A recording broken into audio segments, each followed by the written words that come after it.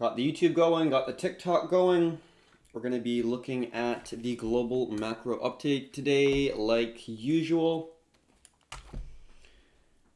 Just notified the Discord for everyone to join in. We got a pretty jam-packed video for today. Going to be looking at some fundamental news that I picked out that has some interest for me anyways, and then we're going to be looking at a bunch of different charts here. So,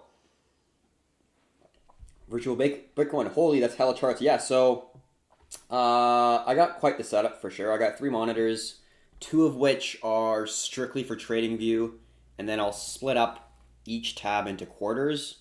So I got a lot of different charts for sure, but I just keep my, like on weekends, I'll close my computer, and then on weekdays, or Sunday night, I'll open up all my charts again, draw my lines and whatnot. So I kind of get a fresh start to each week, so I know what I'm dealing with, know what trades I'm looking for, and all that stuff. So, all right, let's get our recorder and get this recording going. Also, for anyone on TikTok, if you have any questions, you can just drop them in the comment section below. And in between each asset that we go through, or each bundle or section or basket, whatever you want to call it, each grouping that we're going to go to, we're going to answer any questions that come through in the TikTok as well as our YouTube. Just letting everyone know. So, yeah, are curious and don't really know what's happening, you can definitely ask away. So before we get into the recording, we've got a few questions here. So Rob says, Ripple gonna blow up?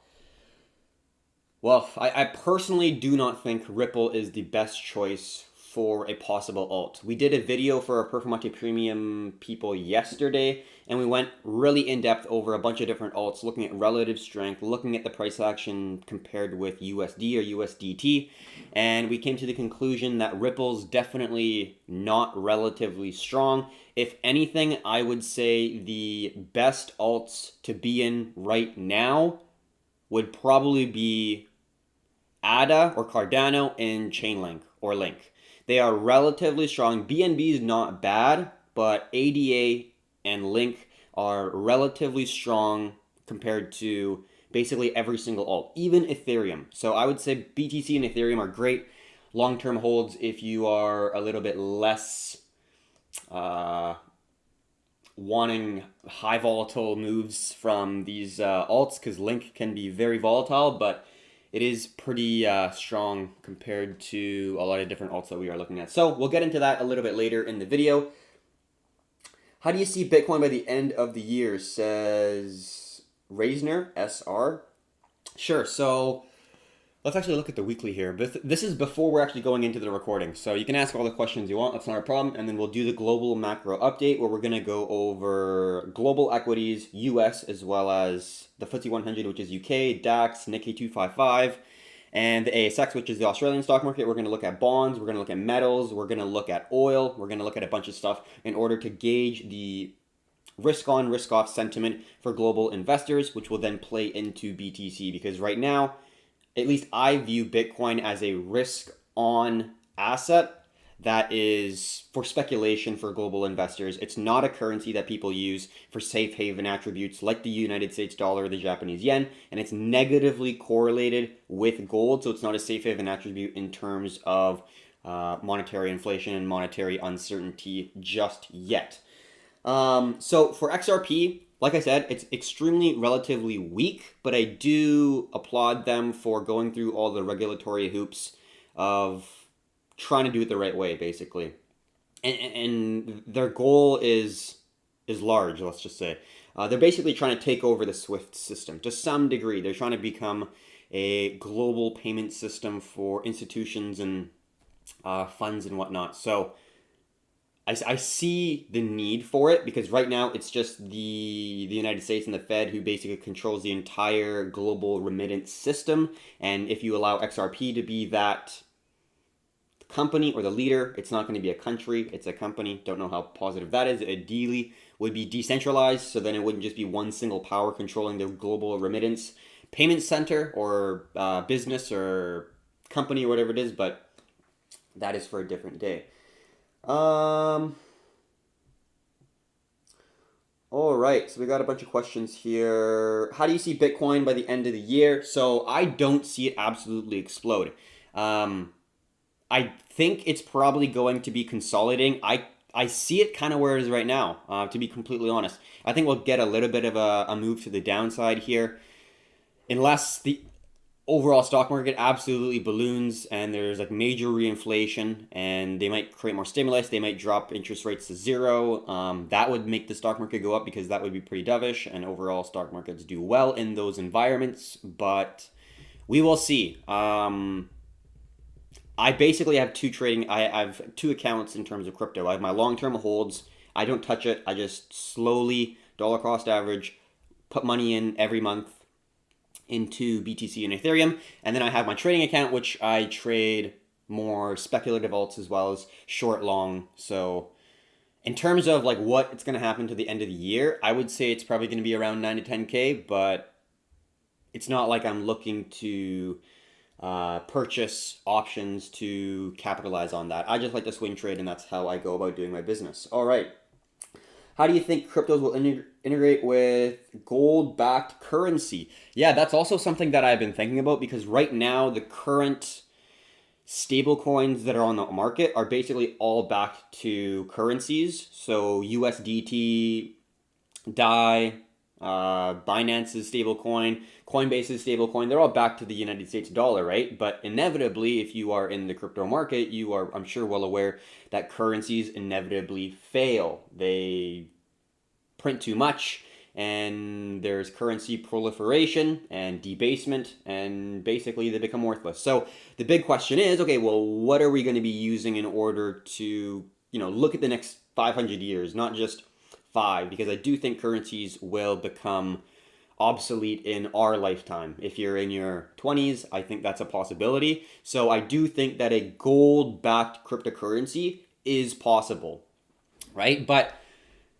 in a sense, like the way I view it is, if you have BTC, which is an algorithm, and then you have gold, which can be mined, and if you're looking way off into the future, asteroid mining is a possibility.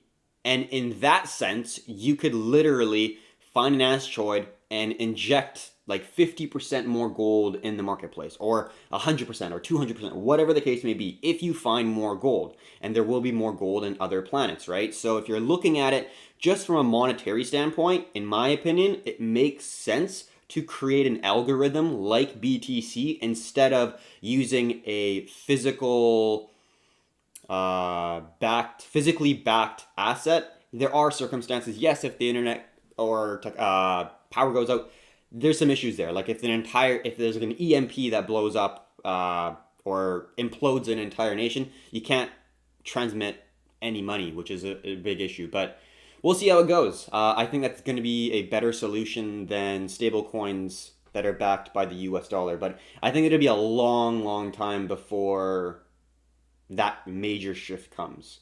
So we'll see. All right, Stonks 2020 said ADA. Yeah, I completely agree. ADA, I think, is oh shit, yeah, and I moved up a little bit too this morning. Yeah, I got on that nice little entry or the retest there. We already made a video about it on YouTube. Look it up. It's on our YouTube channel. And we talked about Cardano's potential entry, what potentially could happen, and then it's playing out pretty well here. I'm not going to be messing around with it too much. I got an entry, stop loss, take profit, and going to let that play out.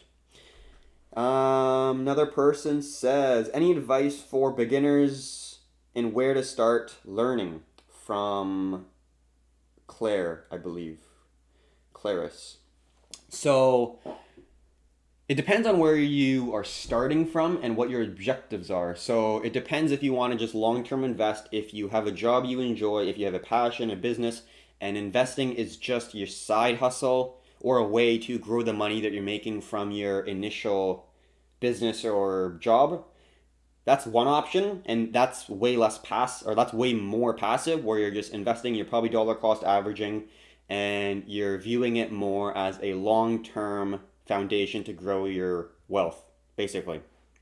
And then the other side is if you want to do it more full-time, if you want to actually learn how to trade, and that's a whole different type of decision to make, because it's extremely demanding and it's not easy and it takes a long time to learn, and you have to back test and you have to refine your system. You have to just go through the pain and suffering of learning how to become a trader. You can get out of it, and yeah, it's great and all, but it is definitely a very difficult battle. So it's very hard to answer that extremely easily, but I would say the best places to learn are just looking on the internet. Investopedia is a really great website.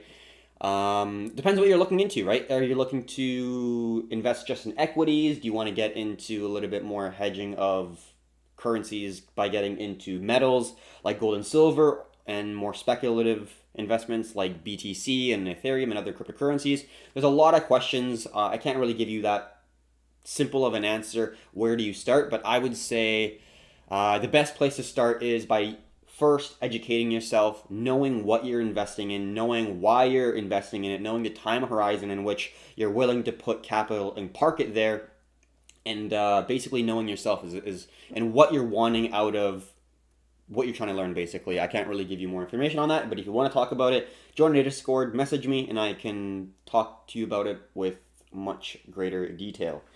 ADA token going up to $10,000. I do not know about that. I think it'll go, not to $10,000, but it'll go to my target probably, and I'm going to be happy with that. But I wish you the best of luck.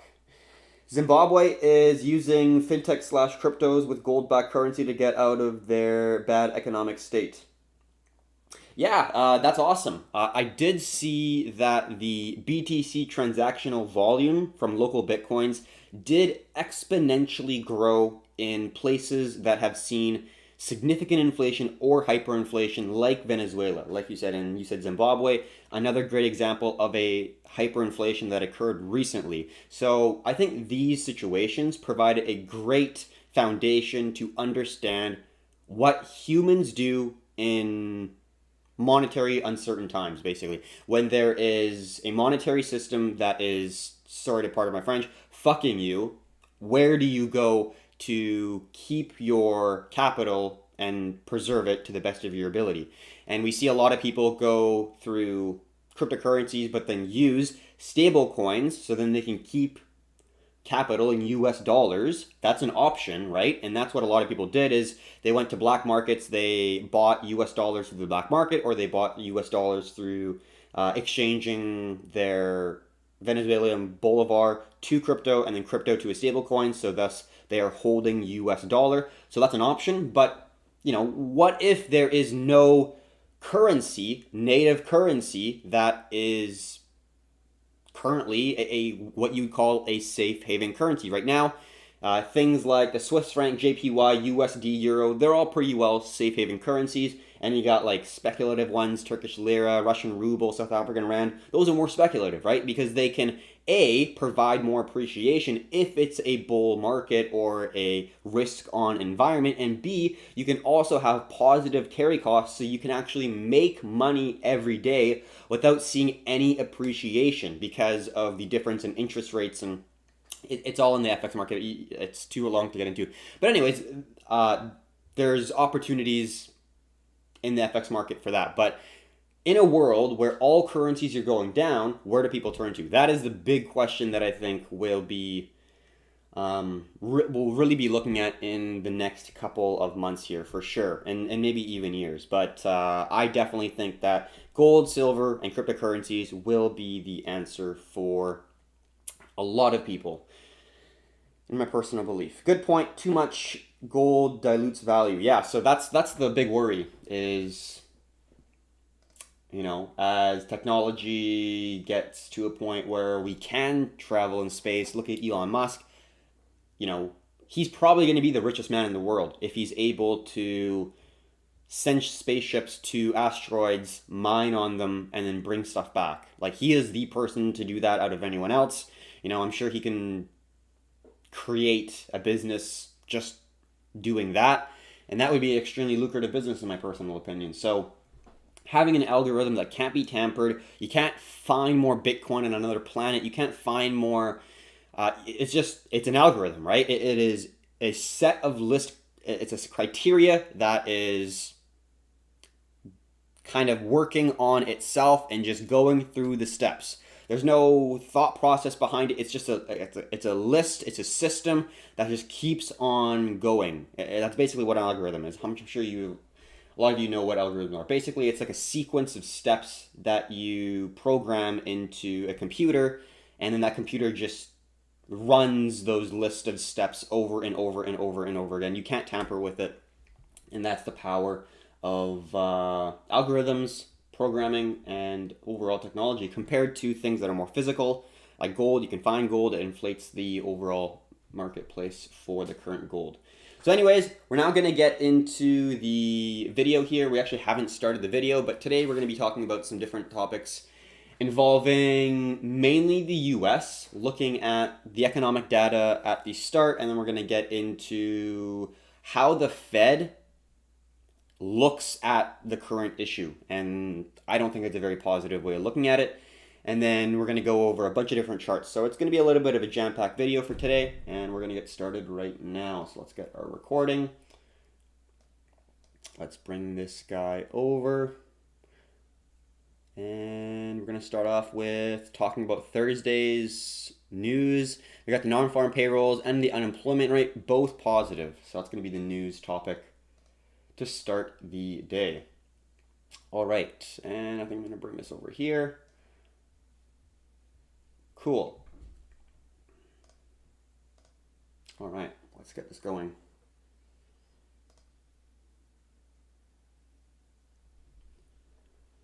Hey traders, welcome to a global macro update. At the start of the video, we're going to be going over the economic calendar, first looking at Thursday's numbers that came out mainly for the United States.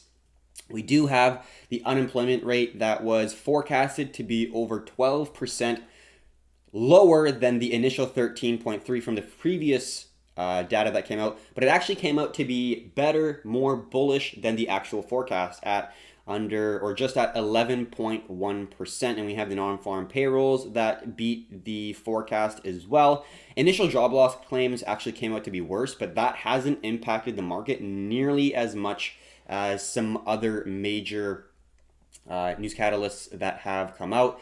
The non-farm payrolls was absolutely huge the previous month. The unemployment rate at 13.3 was very surprising for a lot of people. So the overall economic data that is coming out from the United States is actually looking more positive. We got the PMI numbers today at 1:30 here.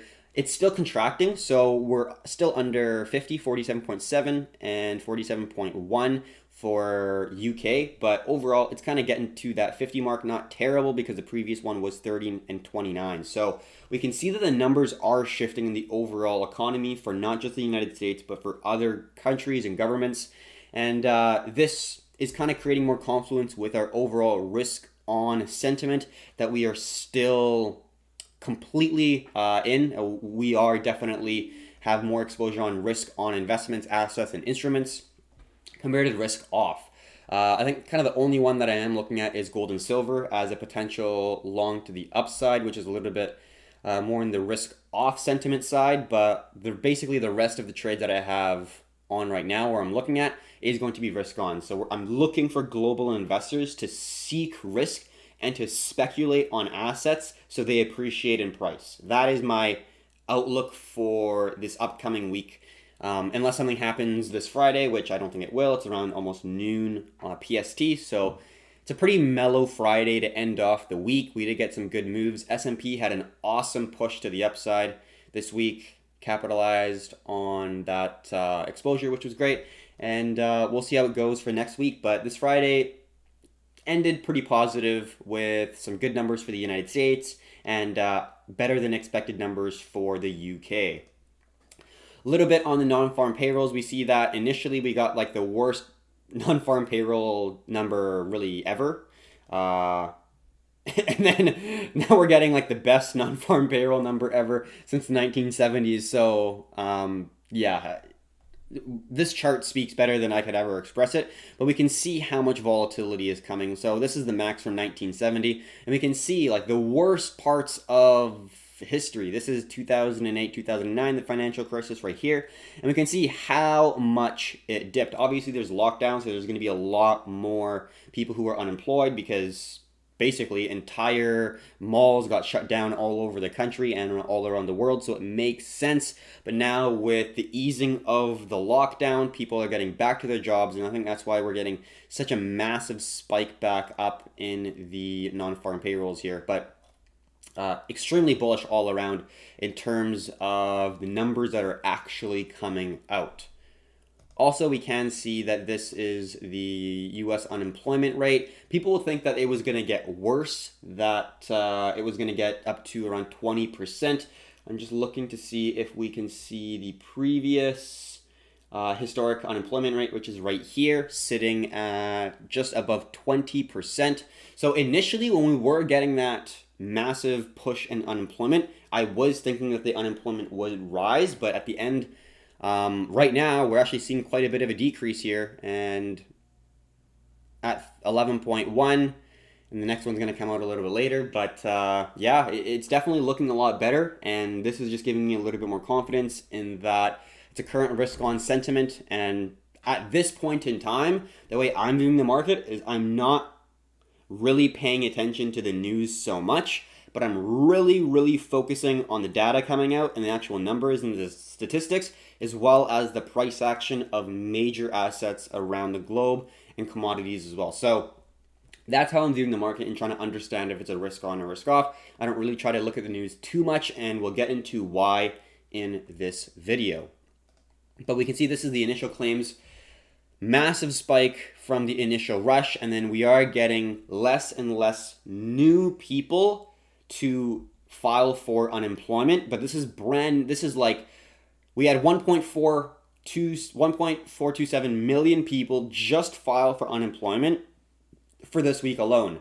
But what we're really paying attention to is the continued claims. So this is initial. This is brand new people coming in every single week. But this is the continued claims, meaning these are the people that have been laid off and are continuing to be laid off. They can't go back to their jobs. And unless this starts to fall, people are not going back to their jobs. Very simple as that. So that means the economy is not going to be as, fluid or well-oiled as it could be, because one man's income is another man's spending. So then if a lot of people are all not working, there's less money to go around, people are making less money, they're willing to spend less, so then that's very deflationary. And for central banks, they want inflation, they want that 2-ish% inflation on a yearly basis, and we're going to talk about that right now. Fed's Evans says low inflation may require more monetary easing. So we talked about this yesterday, but a lot of people, maybe some people in the retail space, they don't know as much about economics or anything, but a lot of people think that there's going to be high inflation, and it makes sense. Look at the Fed's balance sheet. It is absolutely ballooning, but this is not the only thing that causes inflation. There is another factor in the formula of inflation, of true inflation, where CPI numbers go up, the cost of your average basket of goods and services goes up, and what is needed is the increase in velocity, right? But I think what the people in the Fed are doing is they are 100% dubs. They love stimulus. They can't stand any deflation. Zero. They want none of that. So what they're doing is just pushing the same levers, going further and further, saying that there's not enough inflation, there's not enough inflation, there's not enough inflation. I think one point there's going to be a switch where there's going to be a switch in velocity of currency, and there's going to be rising inflation. And that's going to be very difficult to tackle, because let's say we start getting some inflation when things go back to normal. Okay, well, how does the Fed tackle higher inflation or rising inflation? Well, what they have to do is to raise interest rates, make it harder for people to get money, make it more expensive to borrow money. But what happens when you raise interest rates, right? The stock market absolutely falls. Look at 2018 when they raised interest rates. It absolutely fell apart. And they lowered interest rates and they went back to normal again. And then when we had that COVID crash, they dropped rates to 0.25%, 25 basis points, and then we recovered. So what I'm gathering from, let's say, the past Q1 and this Q2 is it's not about so much the economic health, but it's more so just how much liquidity and how easy is it to get money in the current environment we're in? And if that answer is very easy, well, the market's probably going to go on, and it's a very risk on environment. It's easy for people to pay off their debts because they can just borrow more money, pay off the debts. There's a lot of zombie companies that are prevalent in the current market, right? So unless interest rates drop, if they keep on creating more monetary stimulus, as well as keep the interest rates at 25 basis points, or even go to ZIRP, zero interest rate policy, where they have zero interest rates and even potentially even negative like they do in Germany, I believe, and Japan, that could be that's a very bullish thing for the market, and that would create more risk on sentiment in my view. But it's dangerous. It's a dangerous road, in my personal opinion. And we can see Fed's Clarida, I don't know exactly how to say this, says he doesn't see any asset bubble resulting from recent policy response to pandemics. So yeah, a lot of people in the Fed are thinking that this is an extreme deflationary worry, and more stimulus, try to create inflation, create aggregate demand, and drop interest rates to basically zero. I don't think that they're going to be raising rates anytime in the future. So as long as they're keeping rates at basically zero and it's almost free to borrow money, I think that it's going to have a long-lasting effect for the risk on investors, because if it's really easy to borrow money for businesses and people, that it's pretty much you're borrowing money, spending money, and then it gets the gears going, which is a positive thing for the short term. But obviously, an economy can run too hot, which is inflation. And we already talked about what the outcome would be when and if we do start seeing the velocity of the currency increase and the actual CPI numbers go up. So we'll see how that goes. This is really just uncharted territory that we're in, really. Not just in the Fed, but especially Japan, but central banks around the world. This is really uncharted territory. So, they have models, they have systems in place, but at the end of the day, they don't really know the outcome where this is going. They don't know the end destination of this road. They just can see the road a few blocks away, and that's where they're headed so far, and things are looking all right, but they don't really know the actual destination. Something interesting that I read, Black Lives Matter protests haven't led to COVID-19 spikes. It may be due to the people staying at home. Some people think it's a complete fraud, like the COVID pandemic and plandemic or whatever. But it's interesting. When I initially saw this of the protests and the people, I thought it was going to be absolutely terrible. So I was expecting the cases to rise quite exponentially in the United States as well as around the world, but the riots were the worst, obviously, in the US. So I was expecting a lot of COVID cases to emerge, or at least rise, and not a whole lot has happened too much. So that's pretty interesting. I'm not going to touch on that. Make your own decisions. But it's very interesting to see that when you have a large group of people go into not a secluded place, but when a large group of people comes together and people saying social distance is the best way to do it, not a lot of people got COVID. I don't know. Just makes you kind of turn your head a little bit. All right, so the next thing we're going to get into is a central bank liquidity swap. So this is basically trying to understand how much demand there is outside of the United States for the US dollar. And this is for other central banks. So what would happen if a country or a company in Brazil, let's say, is needing US dollars because they're transacting commodities on the worldwide stage, and they need US dollars because that is the medium of exchange for businesses around the world, right? So because it's the world reserve currency. So what this is showing us is the world in need of US dollars, in short. And we can see that right here. Initially, when we did have that huge spike, that was when the initial COVID cases happened, or when the stock market fell, liquidation event, all that stuff. And people needed US dollars quite substantially. Back in 2009, same thing. Because the United States is a world reserve currency, people need US dollars to transact around the world. People have debts in United States dollars because they need it, right? And this is the dollar milkshake theory.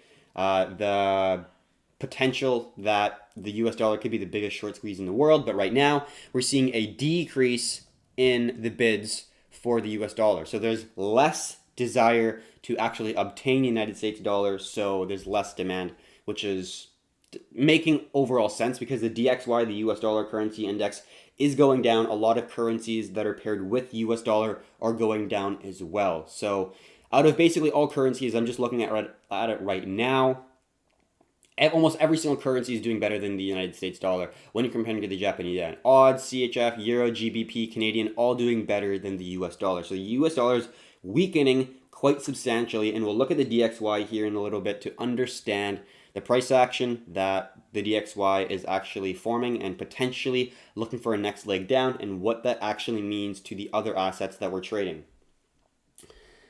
All right, so that is the fundamental side of the video. We're not going to get too far into it. We're now going to get into all the different charts that we're going to go into. Just going to close off the tabs here. Also, if you have any questions about any of the stuff that we're talking about, don't hesitate to put them in the questions section. Let's just go like this, because we do try to provide good analysis and try to do it in an educational way so you actually learn. All right, so now that we've gone through that, let's go right into the charts here. Just going to quickly look at the questions that I don't see. Good point. Newbies. Is the screen frozen? Nope, the screen's not frozen. So you can look on YouTube. It's going to be a lot clearer to see the overall screen. But if you're just on TikTok, you can do that as well. But mainly it's just my voice that you would be listening to if it was TikTok. So let's always start with the S&P 500. And something interesting, I was just drawing some stuff off last night, and initially we did not have this zone, so let's get rid of that. Initially we did not have this zone, we did not have this trend line or this projection zone. So initially we just had that, and then we had an ascending trend line connect the low to the high. It broke a little bit, and then we had a nice mid-range zone right here. So that was the initial structure that we had yesterday that we talked about. And I added this stuff in because of a couple reasons. And we'll first go on the daily because that gives us a good perspective of why we put the two lines there. And let's take a picture here so we have a good understanding of what's happening. All right, so obviously this is a daily, so every chart or every candle represents a single day's worth of trading. We can see that we had a resistance here, and then this especially right here, this was all type B candle closes, meaning the candle closed right at the level and not the wick. So we got a lot of type B candle closes at this level for a resistance, came back down, made a higher low holding this ascending zone, and then we pushed to make a new higher high. And when we are looking at a smaller time frame, let's just zoom right in here. We can really see, and let's get our brush right here. We were able to hold all along here with just wicks above the zone. But what we got here is now the candle closed above the zone, and now we're respecting it as a new level of support on the daily time frame, which is very significant. We can also see a type B turn to support, and then we see 1, 2, 3 rejects for a resistance for a descending zone. So that creates for me a potential symmetrical triangle with a descending zone, which isn't extremely well respected. We're looking also at the horizontal zones, but the ascending zone of support is well respected as well. Resistance turn 1, 2, 3, 4, 5 levels of support. So overall, it looks really good. It looks very well respected. We did break the wick high there, closing above the wick high, the type B closures, and now it does look like we are holding as a new level of support. So let's now go into a smaller time frame and discuss this a little bit in greater detail. So when you aren't actually on the smaller time frames, it does look like the price is not able to break above this zone. We can see when we're actually looking at the smaller time frame, this is the key level of resistance. So what we're going to be looking for is a break above this zone, but the fact that we are now above this gives a high probability for this to be a possibility, in my personal opinion. So if that is the case, what you're looking for is candle closures above this previous resistance at 3160. So you're looking for candle closures above that zone. And once you see the validation of new support from previous resistance, that's a good opportunity, in my opinion, to continue the momentum upwards. You do have a key level of resistance where we rejected very significantly right here. But from here to here is a decent space that could run for a couple days, which could warrant us to be looking for some risk on exposure to carry the momentum upwards. So right now, we're in this consolidation. This is a no trade zone because we want to see what it does. If it goes back into the range, we'd be looking for a potential break of here, where then we got a space from here to the horizontal zone. Or if we break to the upside, like we said, we got a potential higher high, higher low entrance, and then you get a little bit of a move up to the next level of possible resistance, which is a pretty important zone when we do look back at the previous time frames. Key level of support, support, support, turning into a new level of resistance at 32.28, let's say. So we got a decent amount of space there.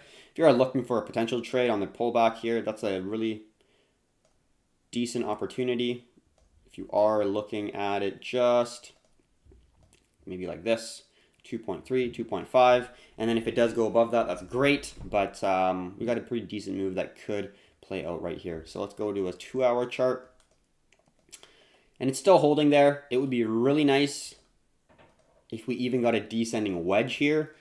You got a nice descending wedge right here with this is going to be a support zone. So if you're able to hit this one more time and you're able to create a descending wedge, that would be phenomenal, because that would be the impulse push. The pullback is a nice price action pattern, giving us a continuation structure to the upside where we have an edge trading. So we'll see how it goes.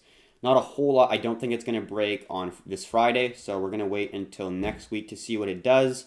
But if it starts moving to the upside and gains some bids in the market, especially when it breaks out here and maybe at the 3160 mark, I think that's a good continuation pattern for a potential risk on move that could be captured in my personal view. But I think this Friday is going to be a bit of a no trade day in terms of the S&P, just because we're squeezing. There's nothing really to be trading. We're just right in a tight lack of volatile space that I want to see break before I look to enter. All right, so that is the S&P. Let's zoom out here. This Friday is not too crazy, so it's going to be a lot of what happened yesterday.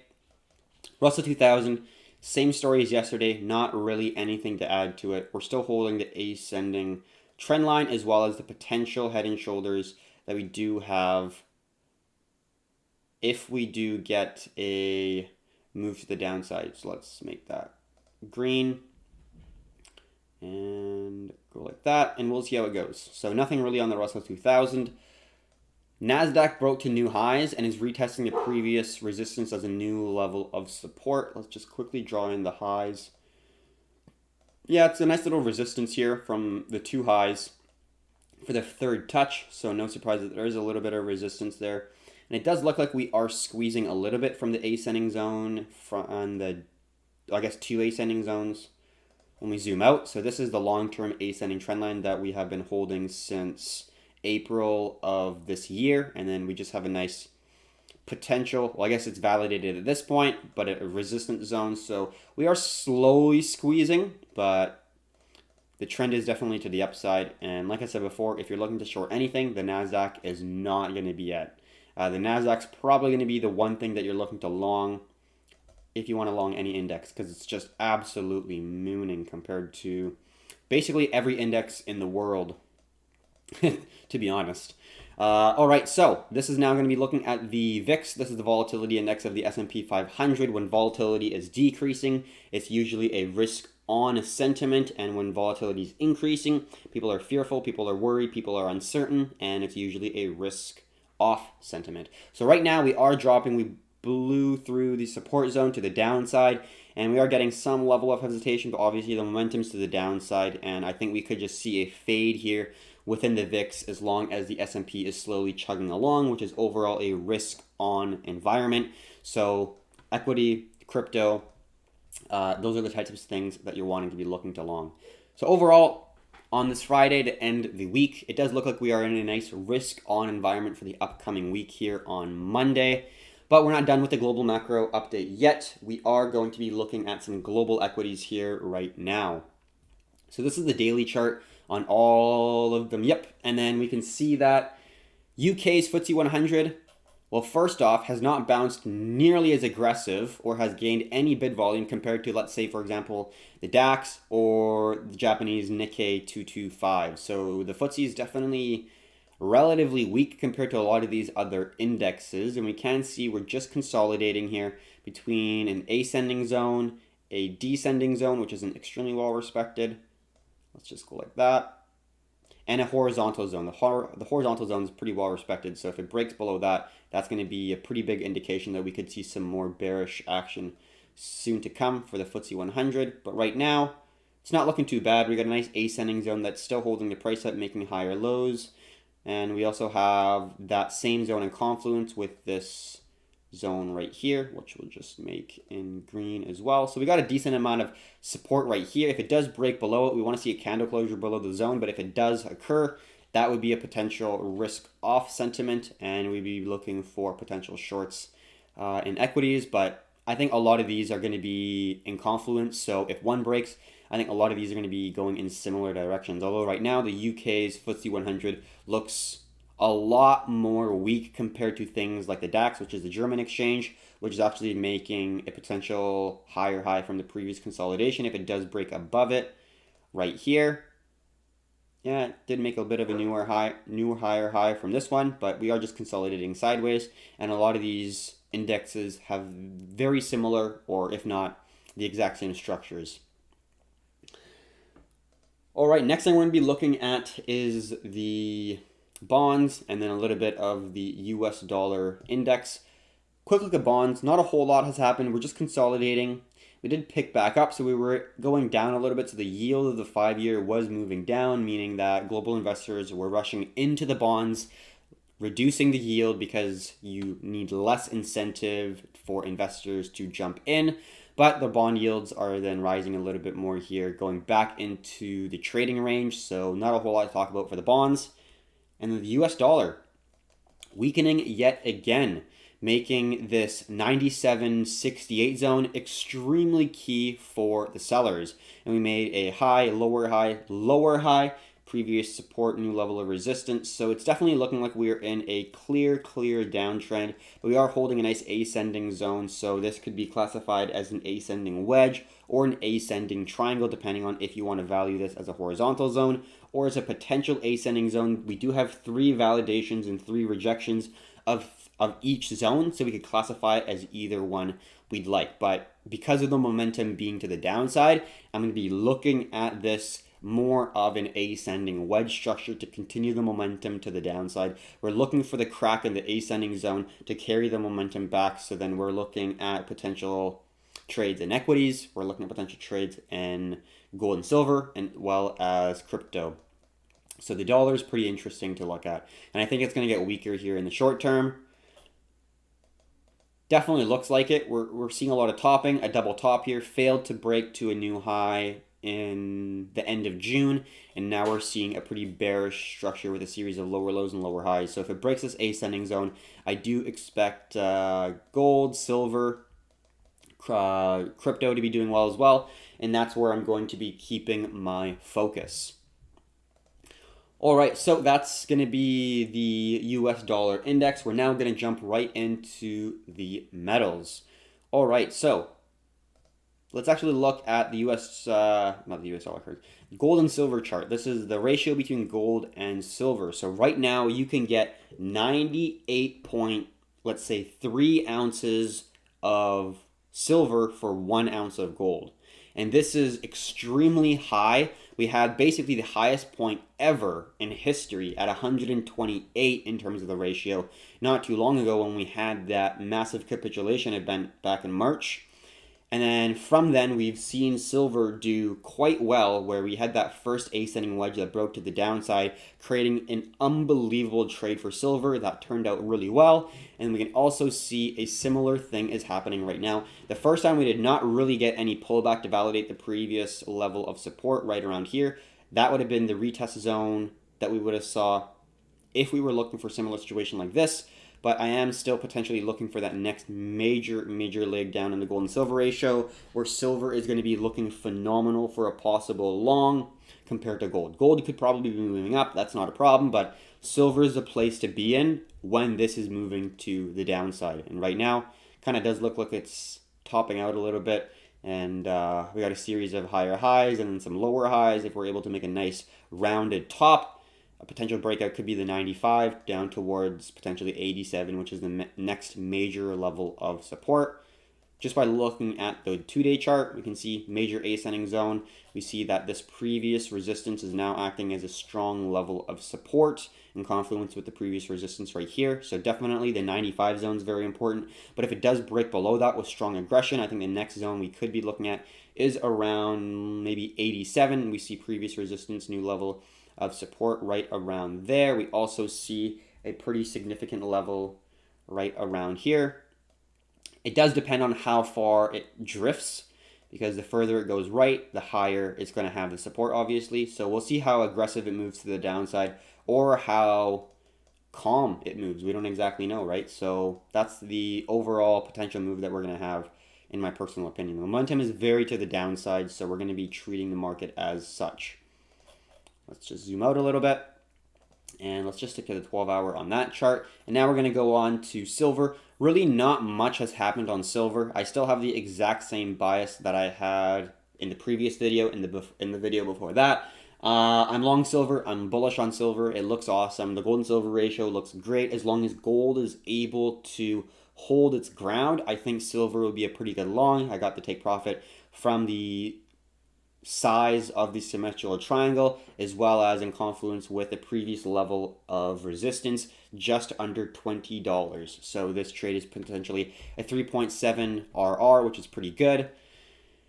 Giving me a little bit of hesitation, not really seeing much bids coming into the market yet, but gold has been extremely silent. Not seeing any real movement here, although we are holding the previous resistance as a new level of support, which is good to see. So this key level of resistance right here is now our new level of support. So overall, that is good to see, although I don't really see any structure that would give me a good edge to personally trade on gold, and that's why I'm mainly looking at silver. Not the only reason, but this is a little bit wonky. It doesn't look very clean, in my personal opinion. So, you know, I still have faith in the metals that it'll continue going up, but I would really like to see gold go a little bit higher and not consolidate before I look at gold. But silver, I'm already in. So that's my play. We'll see how it goes. I'm not really gonna even leave that there. Gold is a little bit messy as of right now. We had a descending zone. Let's just try to clean this up a little bit by starting at the daily, because this is a little bit messy here, as you can tell, in terms of the price action. The daily is not so bad. You got a nice major level right there. That's going to be your key level of support, and then you got also a minor level right there that we're looking at, which is acting as a nice support as well. And we're really hesitating to go above this level. And let's zoom in on that on the 12-hour, see what we find. A lot of wicks to the downside. That's really nice to see. We see a lot of wicks to the downside, indicating buy pressure coming into the market. Yeah, I'm pretty happy with it. When you go down time frame to time frame, you have a better understanding of what's going on. And I usually do that before I start the videos, just so I'm not going from the weekly to the 4-hour to the 2-hour every single chart. But yeah, it's still holding the higher lows, so that's nice to see. And it's not really doing much other than holding those higher lows. I can't see a squeeze. I can't see wedges or triangles or anything. I see a consolidation and a failed break to make a higher high. So right now, I'm going to assume that's a rejection and a failed breakout, because we retested to try to go up higher. Could not. Massive sell-off, huge bullish engulfing candle, and now we're just consolidating sideways. And we could potentially see a market melt up. with an ascending wedge. We don't exactly know, or a channel. So I'll put that there. This is still unvalidated, so this is not a valid trend line. So we can make that nice little dotted, but we'll see where it goes. I'd like to personally see a squeeze here, and I'm just going to see if I can put a trend line. Let's see if I can put a trend line there. So let's delete this and just extend that. Oops, what happened there? Oh, I don't know what happened. Back to gold. So let's extend. Oh, this is silver. Oh, they're both silver. I don't know what happened.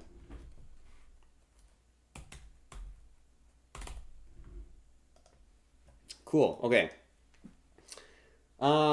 Let's get our. Oh my God, I don't know what just happened. I'm touching a button. I don't know what I'm touching. Trying to get this off, get this off, get this off. Give me one moment here. Trying to find the potential ascending trend line that's going to connect those higher high or higher lows. I don't like this. It's too ascending. It's a little too ascending for me. Maybe there's a little bit better. I don't know. I don't absolutely love it, but we'll leave that there, and then we'll do the top one.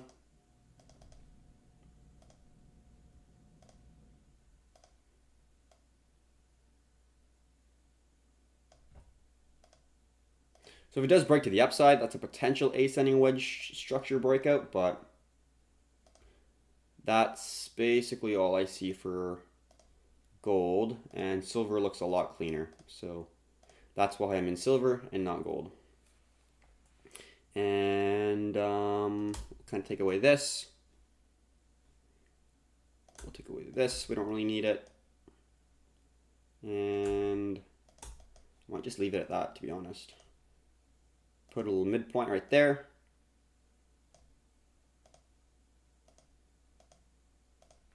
Awesome. Okay.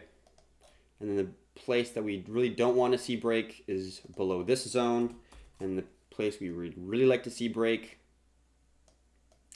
is above this zone. Okay, so that's my gold analysis. Not a whole lot to do right now. It's just consolidating it. I'd like to see it go up, pull back, and then continue going to like the 1800. Last blow off top would be nice. That's kind of the target for gold, is the $1,800 zone. Oh wow, that's nice. Look at that.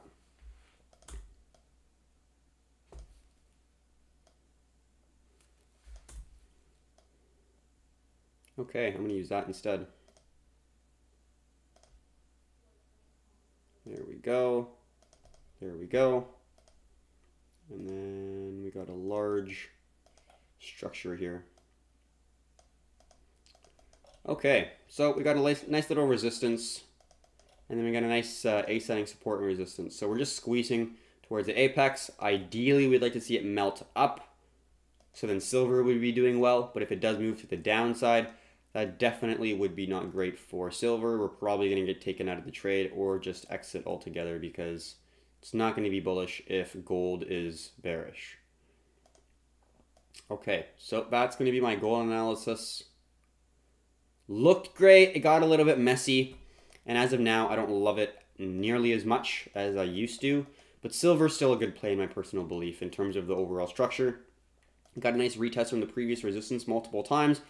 Strong bullish candle, pushed up, although there is a little bit of a wick there. That was not ideal. I'd like to see the candle close near the highs or at the highs. That would be awesome to see, but right now, push, pullback, holding the support zone in confluence with the horizontal zone and the previous descending zone, which is ascending zone. So yeah, silver looks fine. This is the key level of support that I like to see hold, which it did, and then we're now above this zone, which is great as well. So silver still looks fine. Gold's moving up, which is great, and that's all I want it to do. As long as it's consolidating or moving up, it's going to give the option for silver to rally up.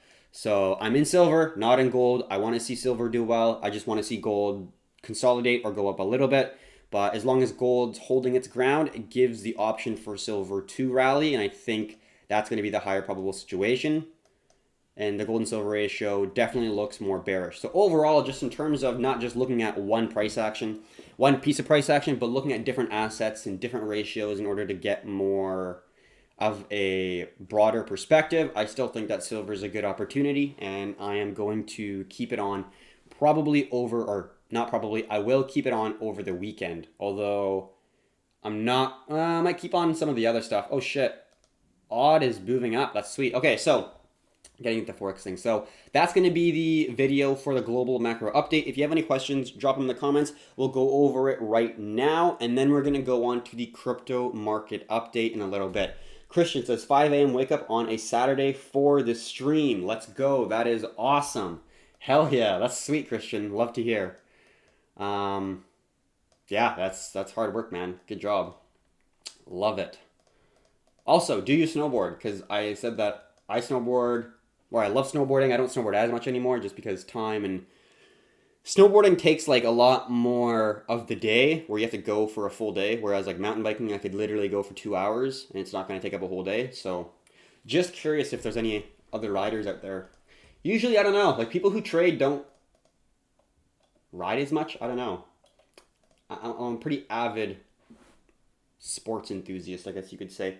Newbies Prob says, is frozen? No. Alex said, buy Tesla. I don't know about that. I think the car manufacturer is awesome. I love Elon Musk. He is a little quirky, a little odd, but unbelievable in execution and implementation of his ideas. It's unbelievable. So anyways, yeah, man, I had a season's pass for the year, but in Oz, but COVID made me feel like I've wasted. Yeah, that's really unfortunate, my man. Oh, I guess I totally forgot. Winter's right now down there. Yeah. Yeah, that really sucks. I'm kind of worried about my season in the winter here as well. But yeah, not much you can do. That really sucks. Maybe if you can like ask for like a discount for the next season. I know that a couple of the local mountains have that current system in place. So if you already bought a season's pass for this upcoming winter and it's closed, it's going to be, I think, 50% off for the next winter when hopefully COVID is done. So 60 degrees here. Holy shit. 6 degrees Celsius here. Yeah, that's a lot different than here right now. All right. So let's now go into the crypto market here. Not a whole lot has happened, but we can still definitely give it a really good look. I'm going to keep my chart on silver. And then let's get right into. Also, if you have any stocks, commodities, anything that you want to get viewed on TikTok as well as YouTube, it's a Friday. It's a pretty relaxed session, so we'll just look at some stuff. We can look at some relative strength in cryptos or even in the equities market, like in indexes. We do offer, or TradingView does offer relative strength calculations within their ticker box, so that's pretty important.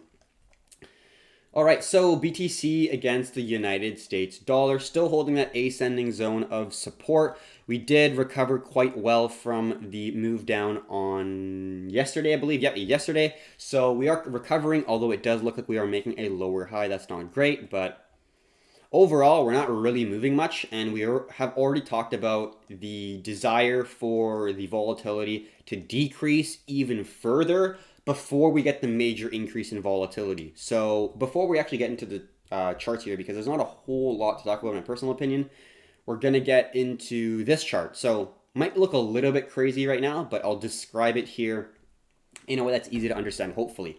So what is this? This orange line right here is basically the price action of Bitcoin.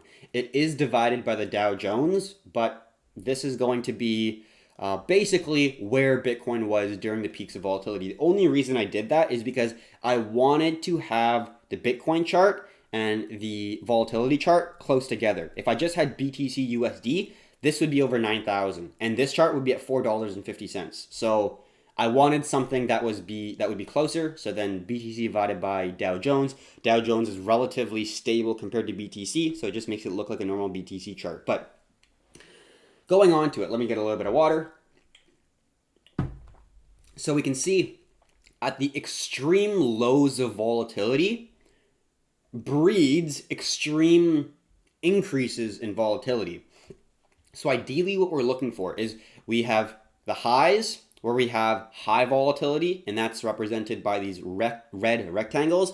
And then we have extreme low volatility that is represented by these green rectangles here. And then we got the red line, and anything above that is high volatility. And then we got the green line, and anything below that is low volatility. And what do we see? We really only see 2 points on the chart that had extremely low volatility. We had back in October of 2018. This was before the 6K breakdown where we had that nice triangle here within all of summer and fall of 2018. Everyone, including myself, thought it was actually going to go up. Absolutely got, it just dropped like a freaking brick. So anyways, before that, we had extremely low volatility, right? Let's just go back right here. This is Coinbase. So this is the time when we had extremely low volatility, right here, right?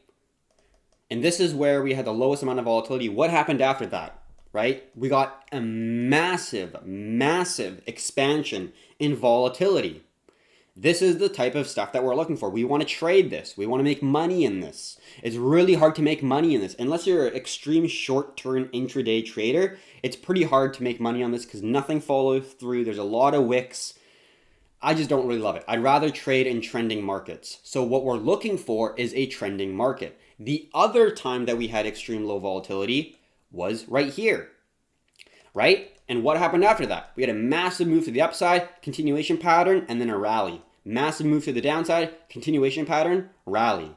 So what we are looking for is the volatility to decrease even further below the 450. That would be ideal. It's already at 437, so I guess it is already under 450. But we're looking for it to dip significantly under the zone. We see here it dipped a little bit, came back, retested, and went back further to have even less volatility. So what we're looking for is to see an extreme in one direction to the downside, which will then create the other extremity to the upside, where you're going to have both extremes. When we had the extreme low volatility, it breeded high volatility. When we had extreme low volatility, boom, boom, boom, we have extreme high volatility, right?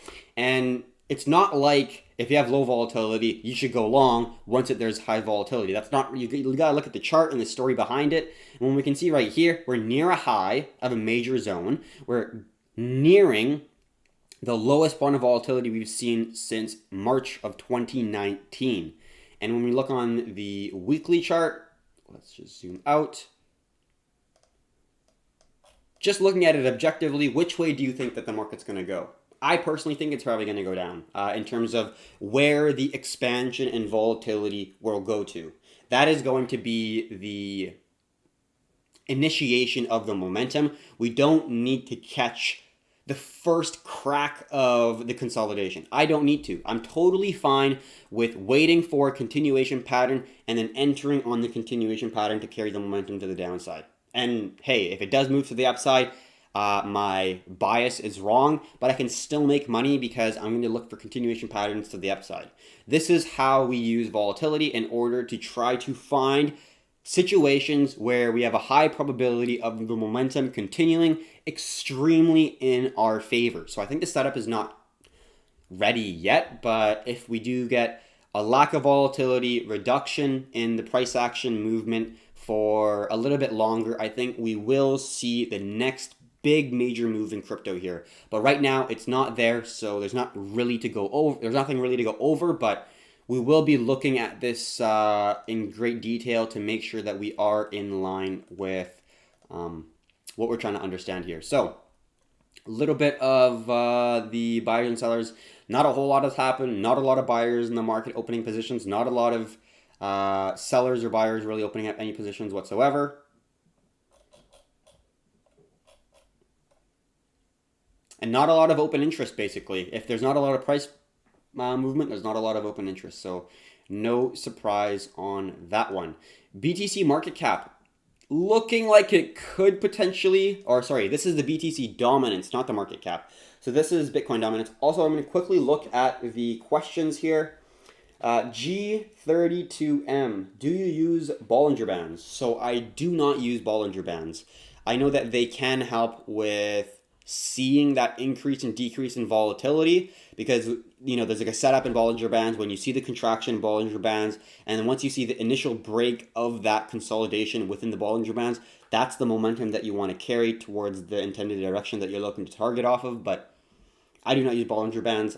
They can be useful, but I personally just like price action and key levels of significance, both using trend lines and horizontal zones, but everyone is different. Evan also said, "Is this ETH?" Nope. So what we're currently looking at is right now is the market cap for BTC dominance. Another way to put it is the Bitcoin dominance chart. So what this shows is right now we're at around 65% in BTC dominance, meaning out of the entire cryptocurrency market, if you added up the value of every single project in the cryptocurrency market, BTC, Bitcoin, would have 65% of that value. So BTC has a shit ton of market share compared to any other crypto that you can think of, including Ethereum. And that's why BTC has such high liquidity. And usually, if you're an institutional investor or trader, you're mainly looking for high liquidity. Because if you have $100 million to invest, do you want to invest in CoinMarketCap listed coin number 255? Of course not. There's like $100 million in the entire market cap. If you bought it with that investment, you'd own every single coin, right? That's not feasible. So you need to find high liquidity, high volume assets in markets if you are an institutional trader. And BTC and Ethereum are basically the only alt or only coins, Ethereum being the only alt that, in my opinion, major institutions are want to take a part of right now. As the volume grows, obviously, people will be able to trade them and invest in them because there's a reduction in the slippage and there's a reduction in the spread between the bid and ask.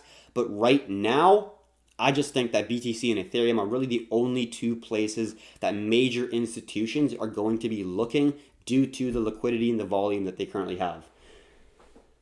Christian says, at the end, can you look at Ethereum? Yeah, sure. So we can look at Ethereum right now. And what we did is... let's just quickly get it here and go to our crypto market analysis. So this is what we did yesterday, I believe, is we went over an altcoin analysis video where we went over relative strength and the TA of a bunch of different altcoins. And we do provide this for our Performante Premium students, and this is the structure of how we actually do it. So... let's just go on this one. I don't really know why I even have this open. So we're looking for Ethereum. Oops. Excuse me, I burped a little bit. And then what we're going to do is we have Ethereum on one side, and then you have your Ethereum paired with BTC. So you're comparing Ethereum with BTC because BTC is the benchmark, in my view.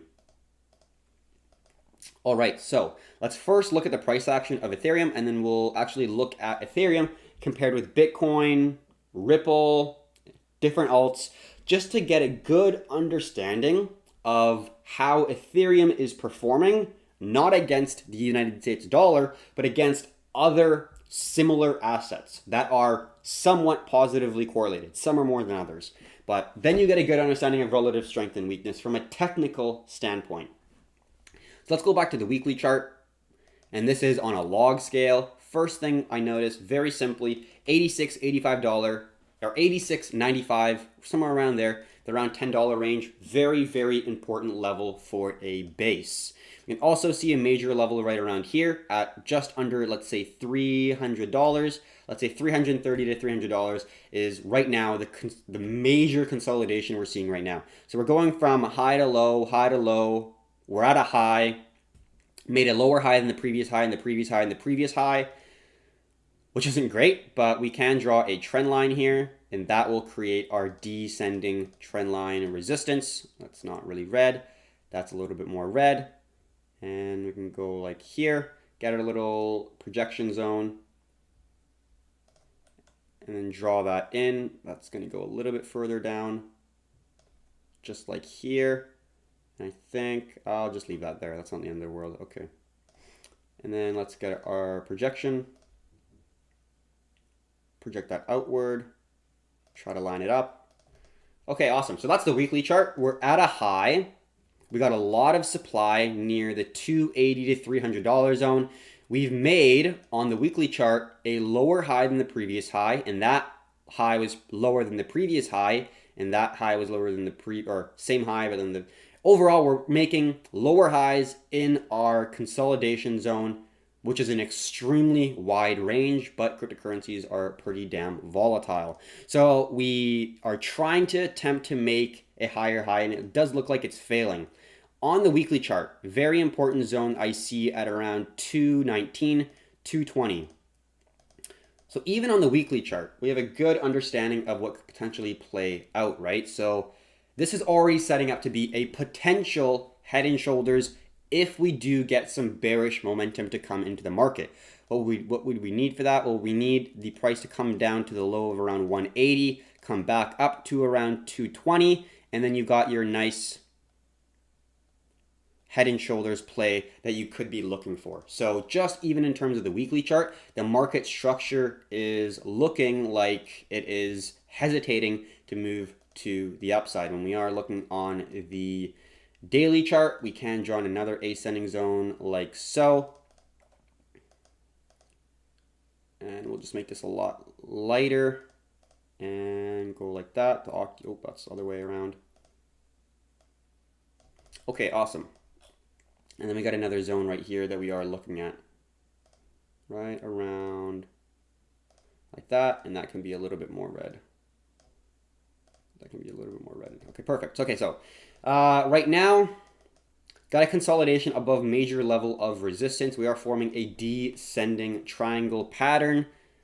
And then we also have an ascending zone that got broken as well right there. So it's definitely looking a lot more bearish for Ethereum in my personal view. So we already broke the ascending zone. That's a shift in trend to now a consolidation sideways. So now we're viewing the market in a consolidation with the resistance and support. And what I would ideally like to see is something with a break and retest, where if you're looking to enter a short, it's just too early. You're facing a very significant support zone at around 217. On the flip side, if you're looking to long, I still think it's a little bit too early, because if you are entering, it could very well break down and then you're losing a lot of money. That's not fun. That's not enjoyable. It's not good for your investment goals.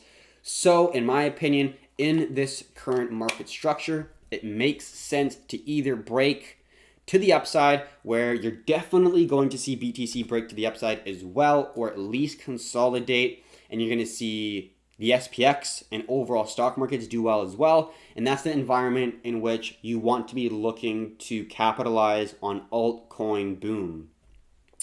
On the flip side, if BTC moves to the downside, if stocks move to the downside, if overall risk tolerance is reduced and it's a risk off environment, this will probably move to the downside. How far, I don't exactly know, but what we're looking for is a break and retest similar to what we have right here. This is the current, or this was the previous structure, market structure right here. What happened after that? You got the previous market structure support to act as a new level of resistance before making a massive sell move to the downside. You could be looking for ascending zones. You could be looking for ascending wedges. You can be looking for channels, double tops, just simple retests. Whatever your strategy is, that is what you're going to be looking for. But in terms of the overall structure, I think it's the safest bet to either wait for a retest after breaking to a new high, or waiting for a retest after breaking to a new low. So let's get our little bars pattern, and let's get this guy right here.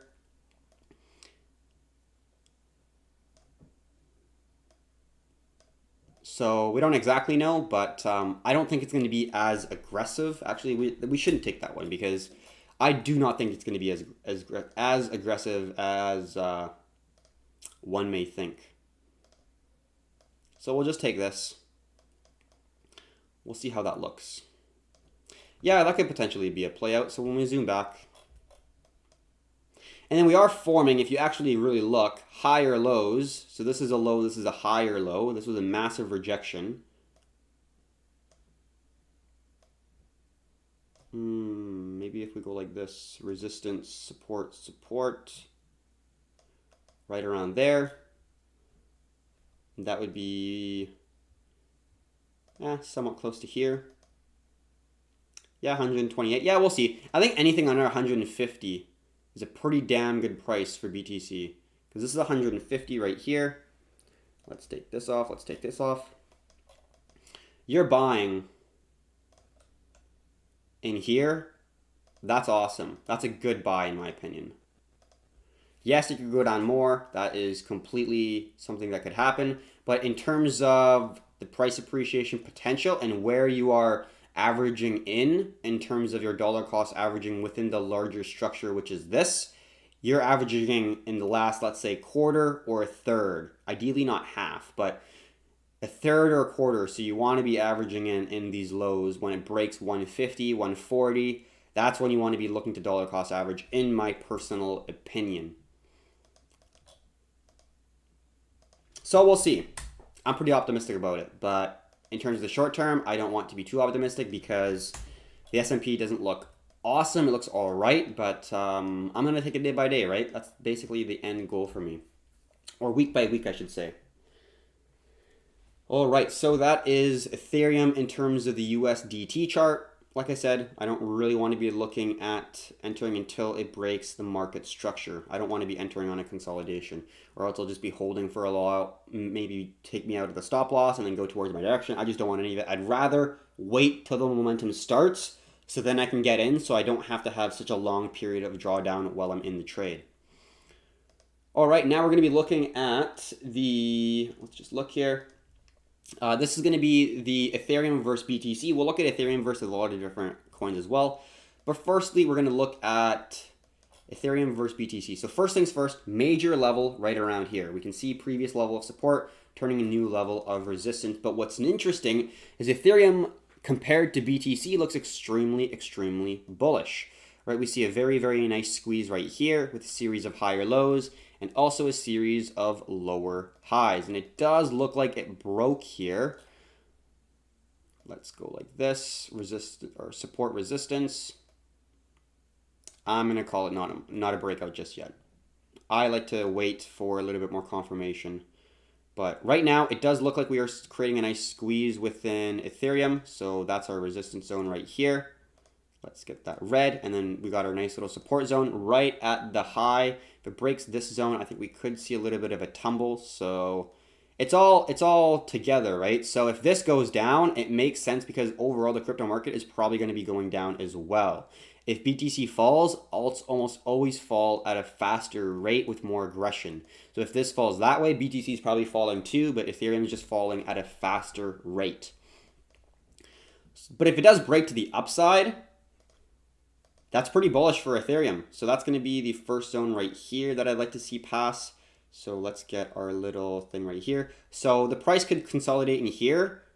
I don't like to enter right when it breaks. I like to look for a market structure break as well. So I want to see it make a higher high, and you're looking for a higher low. It could be at a higher low from this previous resistance. We don't exactly know, so it's not there yet, but that would be the structure I'd be looking for if you are looking to enter Ethereum instead of BTC. But overall, Ethereum does look like it is recovering quite well from its move down back in June of 2019 to around July of 2019. So it does look like it's recovering. It made a nice low there, and it's now making a nice symmetrical triangle, which is a potential continuation pattern to the upside. So Ethereum is looking like it's ramping up for a potential move that is going to beat Bitcoin in price appreciation. But let's look at Ethereum versus Ripple. Or actually it might be XRP Ethereum. All right, so what does this chart show you? It shows you that overall, if it's going down, XRP is worse than Ethereum. If this chart is going up, XRP is better than Ethereum, technically speaking, in terms of relative strength and weakness. So we did get a pretty big move up in 2018 for XRP, but overall, what are we seeing? The overall trend is back down. Ethereum is beating Ripple in relative strength. That's what it's showing me. Let's look at another one, BNB Ethereum. Binance Coin is doing a lot better than Ethereum. Holy shit, right? So what does this tell you? Like at the start here, 2017, BNB was outperforming Ethereum by a long shot. Right now, we broke below key level. Oops. We broke below key level of support right here. We're now at a major level right now. We'll see how it reacts to that zone. Because key level of support resistance, it was a wick low there, and now we're consolidating at that zone. So if it breaks this zone again, like we saw here, consolidate, consolidate, consolidate, break, and then you start trading in the next range, which would be this level of support right here. So that would be the next trading range between 0.065 and 0.055, let's say. Once it goes in there, that just basically means that Binance is not doing well as Ethereum. You want to be in Ethereum if this is going to the downside. So right now, Ethereum is actually doing really well compared to a lot of these other alts. So let's look at another one. Let's do ADA Ethereum, because ADA Cardano has been doing really, really well recently. Wow, overall, Cardano is doing better than Ethereum recently, but overall, it's been pretty stagnant. It's been pretty sideways. So if you're putting your capital in Ethereum versus Cardano, you're not really winning or losing. It's going sideways, so they're probably both going to appreciate at a similar level. But then now it does look like ADA is moving to the upside. We got a very nice squeeze here with the symmetrical triangle breakout, very clearly shown right here, right? And then you get a massive move towards the upside. So ADA is a really good place to be parking your capital right now compared to Ethereum. But Ethereum overall is a great, great investment in my personal view. But when you are talking about relative strength, Cardano is doing better than Ethereum. So let's talk about more Ethereum here. If you would like me to compare something to Ethereum, go for it. But we will be going over different alts in order to compare with Ethereum. So let's do Link Ethereum, because Link is one of my favorites. Binance Coin. Or Binance, sorry. So we can see Chainlink is doing a lot better than Ethereum. I'm not saying Ethereum is a bad investment, but or even trade, but I'm just saying when you are selecting alts, this is a really good way to understand relative strength and weakness. Yes, you can read about the project all you want. You can read about the development team. You can read about the roadmap. You can read about all these different attributes that the company will do. But what this represents is what has the price done? Has the price been appreciating? Has people been purchasing this compared to another alt, right? Like a lot of people are gung-ho about XRP. Everyone loves XRP, it seems. But it's crazy how shit XRP is. I don't want to be mean, but it's not a very good investment, to be quite honest with you. NEO is recently doing better than XRP. Obviously, this is one XRP is doing a lot better, but NEO is doing better than XRP. A lot of these other currencies are doing better than XRP. Let's do Atom USD versus XRP USD.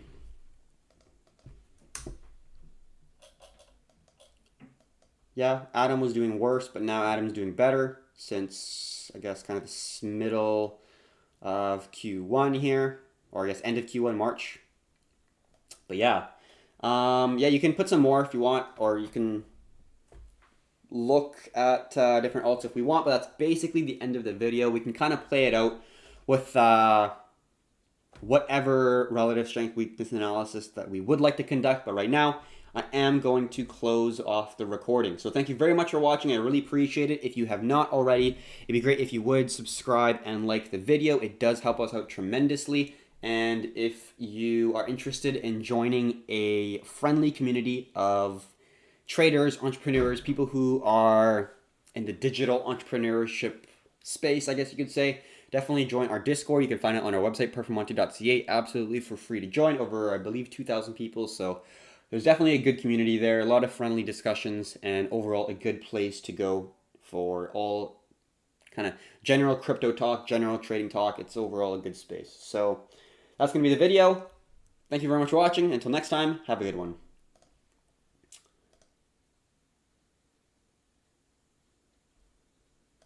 All right, so that's the end of the video.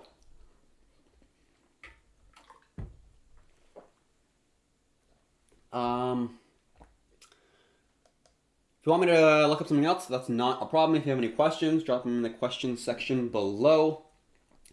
But not a whole lot to go over, really. ADA is doing well, going up to our TP, looking real nice. Made a nice call on that yesterday. It's actually pretty fucking perfect with how it looked. I drew this one in.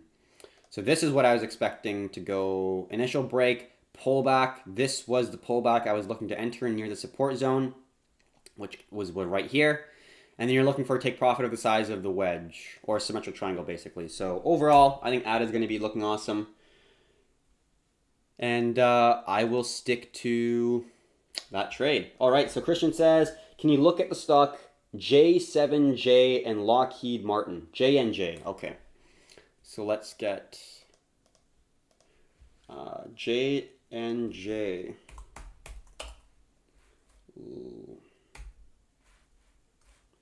Let me just find the ticker symbol here. Dashboard.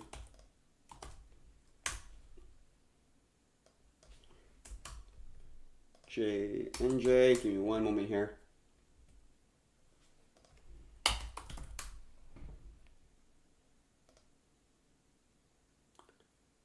LMT. Is that what you mean? Let me just... Oh, it's on YouTube, right? So I got J&J, Lockheed Martin, LMT. So I assume this is the stock you're talking about. Yeah, Lockheed Martin. Yeah, definitely. Okay, cool. All right, so let's go back to the weekly chart. We don't really need the volume. Also, we do have another TikTok question. Do you think the S&P will rise next week? What platform are you using on? So, quick discussion. What platform am I using? I'm using TradingView for my charting analysis. I use CMC Markets for my FX, and I use Hugo's Way, and I also use, for crypto, I use Binance, Bybit, BitBuy, and ShakePay for my BTC or Ethereum to CAD, and then Binance, Bybit will be my derivative and margin trading. I mainly use Binance. Like, I can't trade ADA on Bybit, obviously, but I can long and short over 30 alts on Binance. So that's what I use Binance for, is for the more speculative alts that are available to both long and short on Binance. And if I'm just trading BTC or Ethereum, I will just use Bybit, because the orders and the options for orders is better on Bybit. All right, so LMT, let's look at this thing. Well, it's been doing well, for sure.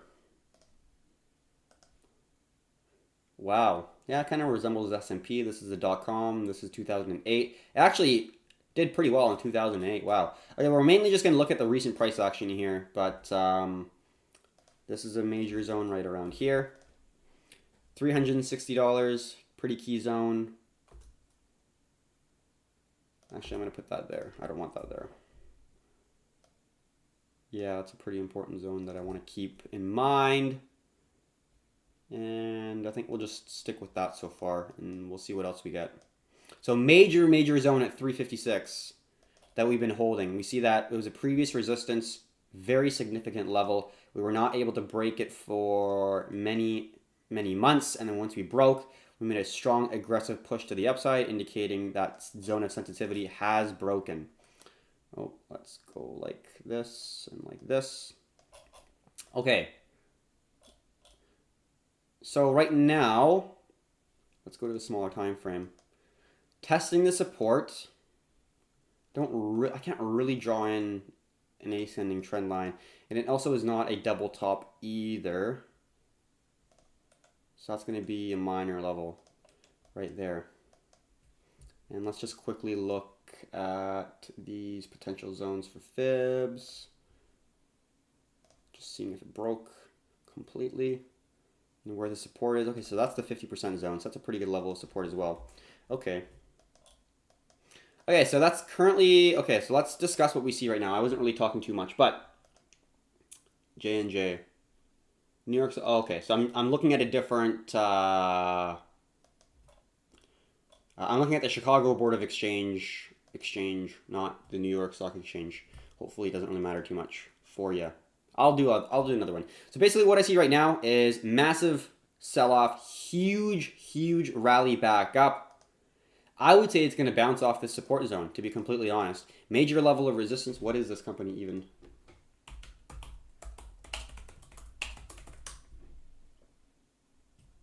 Aerospace, Defense, Armed Security, Advanced Technologies Company, Worldwide Interest.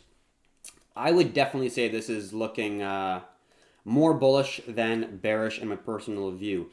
Obviously, major sell-off. We recovered extremely quickly. Retested the previous resistance right here as a new level of resistance. You can probably see that a lot clearly on the chart. Resistance, support.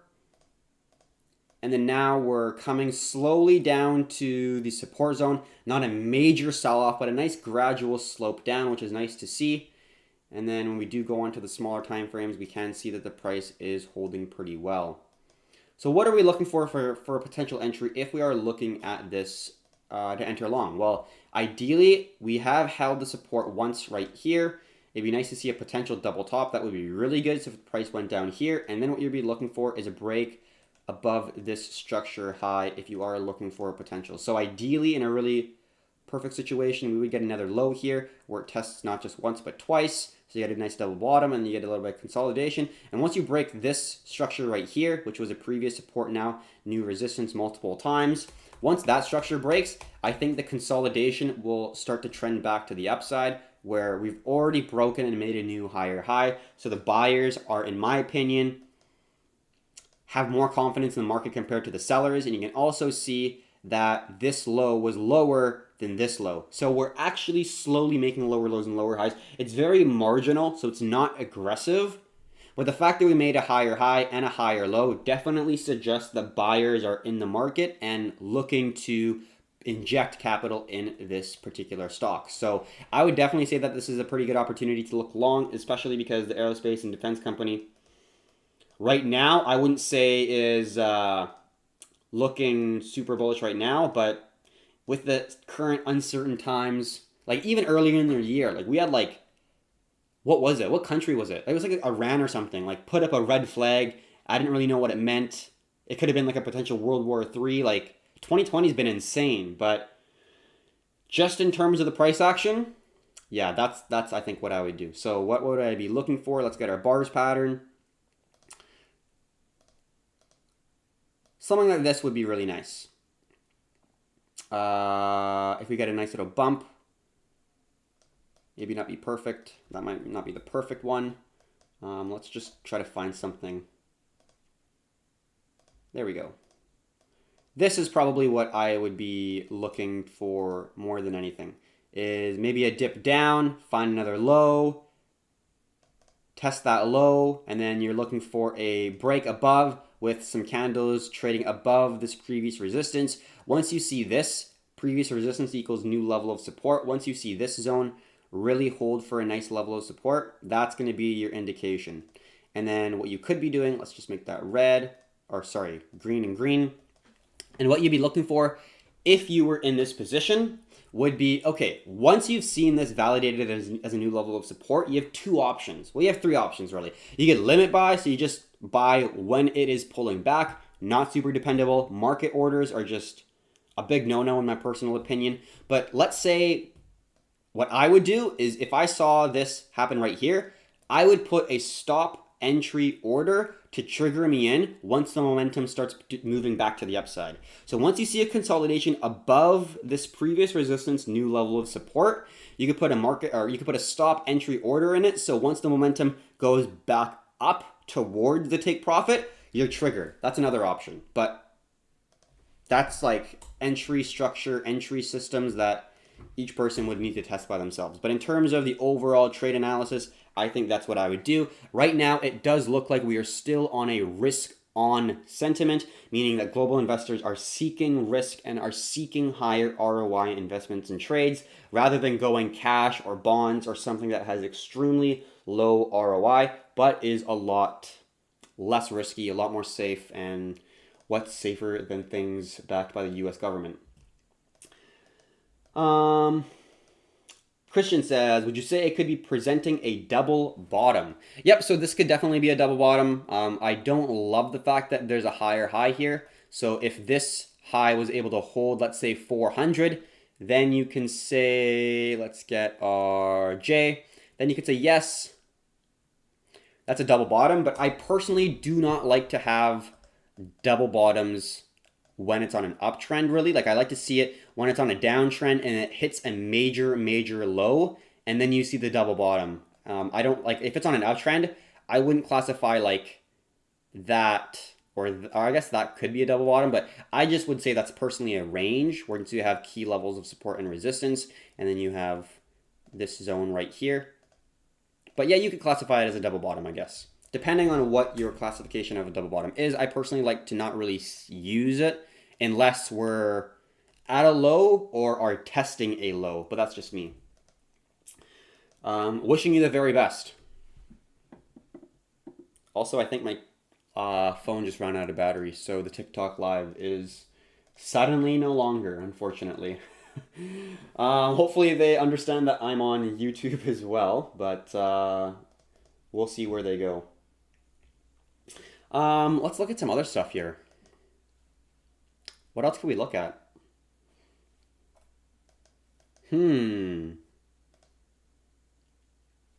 Let's go out.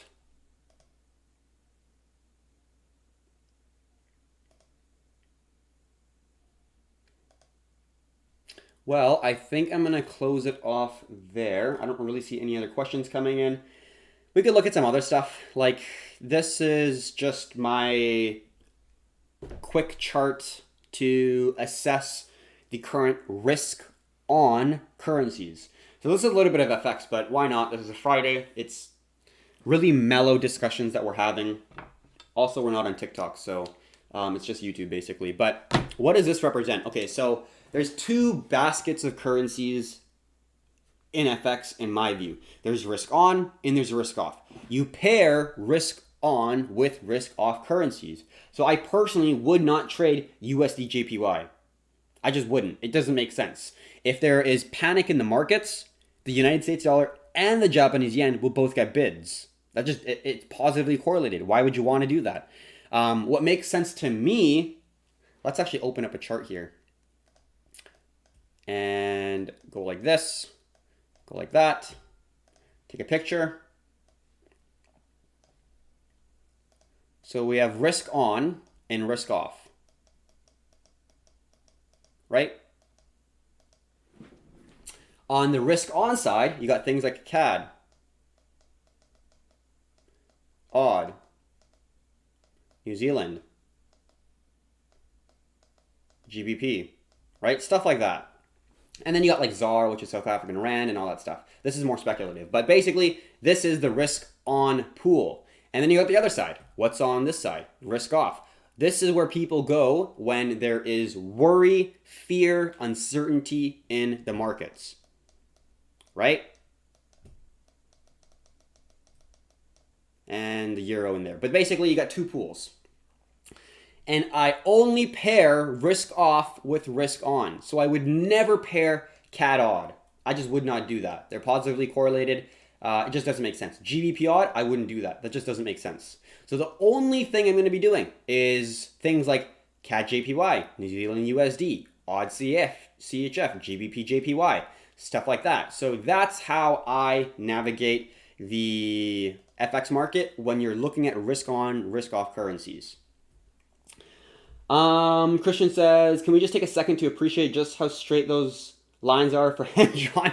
Yeah, I do this a lot, so it's definitely, I feel like vertical is less, but yeah, thank you very much. So this is how I basically structure how to look for trades in the FX market. I don't just open up a chart. I first decide. That's why we do the global macro updates. It's not just because we want to understand what's happening.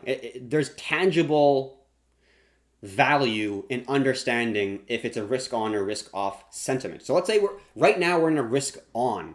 So global investors are seeking risk. What options do we have? Well, you could look at things that are doing well, right? So we got this pool to look for longs and this pool to look for shorts because it's a risk on environment. So you want to long this and short this. If it's a risk off, like we had in March, where there was major fear, major uncertainty, stock markets are falling, Bitcoin is falling, that's a risk off environment. You want to be long things like USD, JPY, CHF. You want to be short things like AUD, New Zealand, GBP, CAD, ZAR, stuff like that, right? And it works really well when stuff like CAD, AUD, New Zealand, GBP have just as low of an interest rate as USD, JPY, Swiss franc. You can't get negative carry if you have negative interest rates. But ZAR, South African Rand, has quite high of a interest rate. So let's go to economic stats, interest rates, not that one. Let's go global CPI. Give me one moment here. I got to look for it. CPI globally, no. Inflation, interest rates, I guess. No, that's not it. I have one. Give me one moment. Interest rates, global interest rates. There it is. Okay, cool. Sorry. Took a little bit longer. But what you're looking for is when you have things like the ZAR, South African Rand, have a interest rate of 3.75 versus if you are trading the euro at 0. If you're short New Zealand, or sorry, not New Zealand, South Africa versus euro, you're making money. So if you're long South African Rand and if you're short euro, you can have a positive carry. You can make money.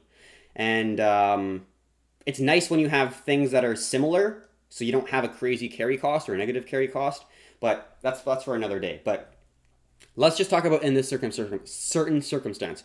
You want to look for risk on assets. You want to be long these, you want to be short these. Okay, so let's look, right? Let's just look and see what's happening. So we go back here, and then we say, okay, we want to be long something that's risk on. All these currencies are risk on. We have GBP, Canadian dollar, Australian dollar, and New Zealand dollar, Australian dollar. They're pretty well, very positively correlated. But just from looking at the charts here, what would you want to long if you had to long a risk on currency? Well, first things first, let's just quickly look at all of them. Very easily noticeable. British pound is getting hammered by the Australian dollar. The Australian dollar is outperforming the British pound by a mile. Look how much look at the trend, the momentum, the direction, right? Very, very to the downside. Yes, it could reverse, it could base, but we're just looking at trend, right? Made a new low, made a new low, made a new low, made a new lower high, lower high, lower high, right? So overall trend is down. So British pound is weaker than the Australian dollar. Okay, well, let's do Australian dollar versus the Canadian dollar. Well, definitely Australian dollar is outperforming the Canadian dollar by a long shot. Yes, we are basing where we're failing to make a higher high or a lower low. But look at the overall trend since April. Massive, massive rally to the upside. So definitely the Australian dollar is a better long technically than the Canadian dollar. Is so well as the GBP compared to AUD. So what can we analyze from this? Australian dollar seems like it is doing really well compared to other risk on currencies. Well, let's look at Australian dollar versus New Zealand dollar. Just consolidating, kind of near a support zone. Wouldn't matter too much. But what I gathered from this is, okay, if I had to long one currency that's in the risk on basket, I'm looking to long Australian dollar, right? It's beating Canadian dollar by a long shot. It's beating GBP by a long shot. There's no question, in my personal view. So that's going to be the risk on. Okay, so now that we have that, we know that we're long Oz. What are we going to short now? This is the short basket, right? This is the safe haven currencies that we're looking at. And what can we see from this? I think it makes sense to zoom out a little bit longer our time frame. Well, USD JPY will go to last. Euro JPY, definitely Euro is beating the yen, right? And we want to look to short a risk off currency because we want to have the highest discrepancy between strength and weakness. We want the strongest risk on and the weakest risk off. That is our goal before even looking at what setup we're trying to find. So in this market, Euro is doing pretty well compared to the Japanese yen. Did have a pullback, but it does look like we're making higher highs and higher lows. It does look like we're basing here, potentially making a new swing to the upside. So Euro's beating JPY. Okay, well, let's look at Swiss franc. Swiss franc is also beating JPY. Look at that. It's almost at the high. Held the base. Kind of looks like what we could see on Euro. Okay, well, let's look at US dollar versus Swiss franc. Okay, well, US dollar is extremely weak compared to Swiss franc. So then now, we know Euro is strong. We know Swiss franc is strong. Out of the risk-off currencies, now it's just a comparison between US dollar and Japanese yen. And we can see that right here. It's pretty well stagnant. The momentum is a little bit to the downside because we see massive sell-offs and low bases that are being created. And there's not a whole lot of interest here on both parties. So the way I looked at it is we made a high to a lower high and we made a low to a lower low. This could be a lower high to this high. So it's weak Japanese yen, stronger dollar. So what we can gather from this analysis, just from looking at relative strength and weakness, is I want to be long Aussie and short yen. And that's currently what I have as a personal trade. I have long Aussie, short yen trade. I've reduced my risk by like a third, where it was initially all the way down here, moved it up to here, which is cutting it around half. And then now I cut it again, so it's around a third over the weekend. I don't know if I'm going to hold it over the weekend. I don't think I will. I might just close it for like a really small break-even trade. I was expecting the move up with the S&P, with the overall risk on move, because I'd put a stop entry above this zone to trigger me in at June 30th. So I was looking at the S&P at June 30th. Let's look at the S&P. June 30th. Right around here. At the morning of June 30th. Right here.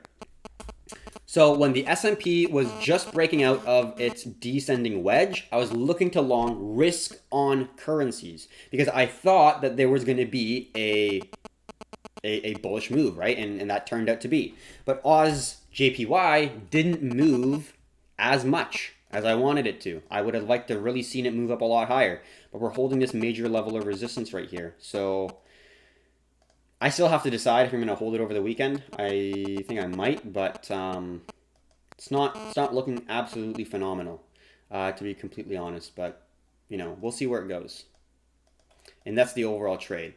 High, low, opening size, and that's going to be the take profit from the breakout zone, and then you were breaking the previous major level of resistance here, testing as a new level of support, and then you got a nice little breakout. But we are really just slowly grinding up at this point with this zone. So if we start to see any bit of a sell-off, I'm just going to say I'm out of here. I don't want to be a part of it. And if it breaks to the upside of this ascending triangle pattern, then I definitely want to be a part of this trade. So I'm reducing my risk quite substantially here, but I don't want to be break even just yet because it could wick me out and go towards my intended direction. So I want to give a little bit of room, but I've greatly reduced my risk to a point where I don't really have to worry about this really.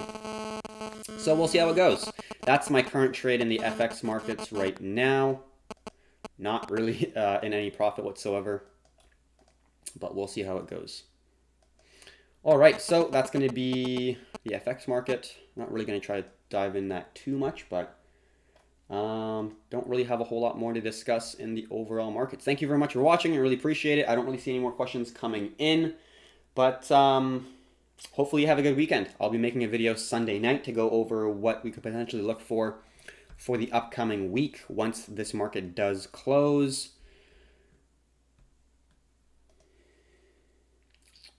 And it already closed. No, it doesn't. It hasn't closed yet. At 2, it will close. But yeah, we'll see where it goes.